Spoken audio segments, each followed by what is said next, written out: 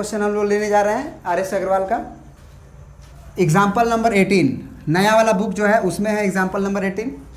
पहले वाला बुक में तो शायद 6-7 तक ही एग्जाम्पल है। पहले वाला बुक में तुम्हारा हाँ एग्जाम्पल 12 तक ही है ना।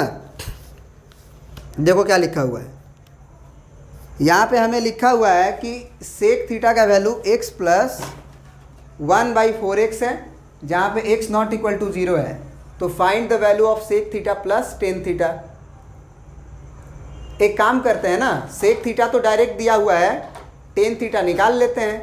अब टेन थीटा निकालने के लिए तुम्हें ये सोचना पड़ेगा सबसे पहले कि सेक थीटा माने थीटा का ही सेक हमें दिया हुआ है।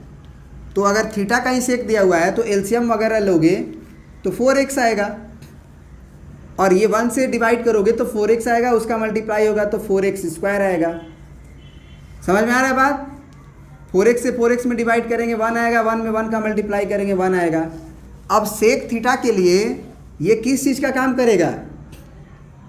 हाइपोटेनस का। और ये किस चीज़ का काम करेगा? बेस का। क्योंकि सेक थीटा बराबर होता क्या है? Hypotenuse by base. तो एक्चुअली माने रेशियो जब होता है ना तो वो एक्चुअल लेंथ नहीं होता है, लेकिन आप मान सकते हो क्योंकि वो अगला टेन थीटा में भी वो रेशियो कांस्टेंट कट जाता है। तो h बराबर हो जाएगा तुम्हारा 4x² प्लस 1 और बेस हो जाएगा तुम्हारा 4x। तो परपेंडिकुलर निकाला जा सकता है ना। परपेंडिकुलर क्या होगा? Under root h² minus b² base square. तो परपेंडिकुलर क्या हो जाएगा हमारा? हाइपोटेनस का स्क्वायर होगा तो इसका स्क्वायर हुआ, यानी कि 4x² प्लस 1 का होल स्क्वायर, और माइनस बेस स्क्वायर मतलब 4x का होल स्क्वायर। तो 4x का होल स्क्वायर आप करोगे तो 16x² हो जाएगा। अब यहाँ पे a प्लस बी का होल स्क्वायर लगेगा इसमें। अब a प्लस बी का होल स्क्वायर लगा दो, तो a प्लस बी का होल स्क्वायर के लिए a पे स्क्वायर, तो a पे स्क्वायर करोगे तो कितना आएगा बताओ?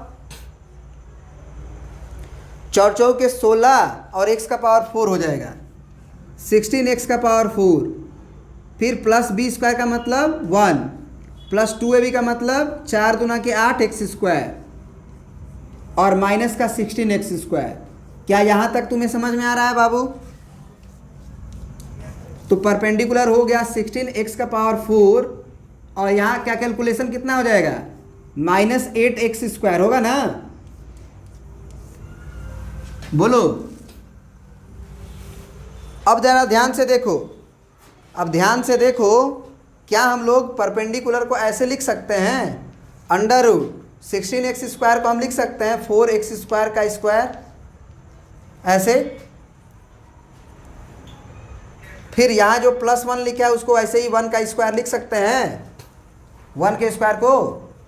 यहाँ हम -2ab मेंटेन करेंगे, तो -2 a के जगह पे हम 4x² लिखेंगे और इनटू b के जगह पे हम 1 लिखेंगे। हम इसे मान लेंगे। अब ये देखो 4 दूना के 8x² आ जाएगा कि नहीं बीच में? तो यहाँ से हम कह सकते हैं कि this is a², this is -2ab और दिस इज प्लस b²। तो अगर a² minus 2ab plus b² रहेगा तो क्या हम लिख सकते हैं उसे a माइनस b का होल स्क्वायर? बोलो। तो परपेंडिकुलर हमारा हो जाएगा a हो जाएगा एक्चुअल में 4x², क्योंकि a है 4x², उसका स्क्वायर है, ये स्क्वायर है ना। b है तुम्हारा 1, इसका होल स्क्वायर का अंडर रूट। तो बाहर क्या आ जाएगा हमारा? 4x² माइनस 1 अंडर रूट से बाहर आएगा ना। अब तुमसे जो पूछा था उसका वैल्यू आसान हो गया निकालने। CBSE 2019 में पूछा गया है question. Tan theta plus sec theta का वैल्यू पूछा था, sec theta plus tan theta. तो अब इसी के वैल्यूज़ के बराबर सेक थीटा कितना दिया गया था? तो ये आपका था x प्लस 1/4x, है ना? यही था ना, x plus 1/4x। Tan theta अभी अभी आया हुआ है, कितना निकाल लेंगे ना। टेन थीटा कितना हो जाता है जी आपका? Perpendicular by base. तो टेन थीटा हो जाएगा हमारा, परपेंडिकुलर आ चुका है 4x² माइनस 1 और डिवाइडेड बाई बेस है तुम्हारा 4x, 4x हो गया ना।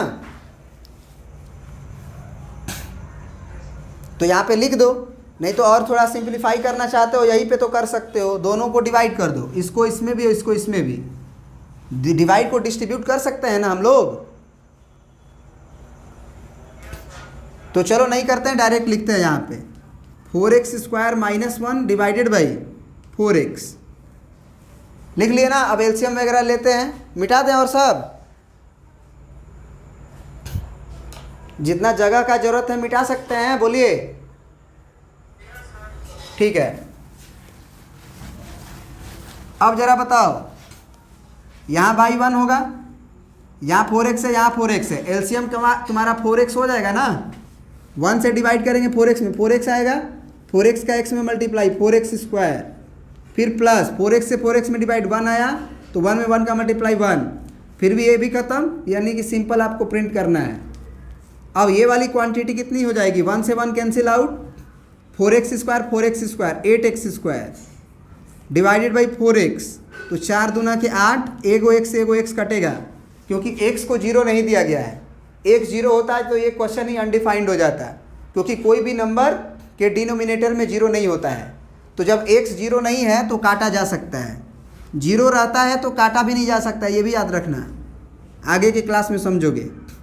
तो ये x कट गया तो ये 2x आया, समझ में आया ना बात। यही आपका फाइनल आंसर है, आप आंसर मैच करा लीजिए। आया है,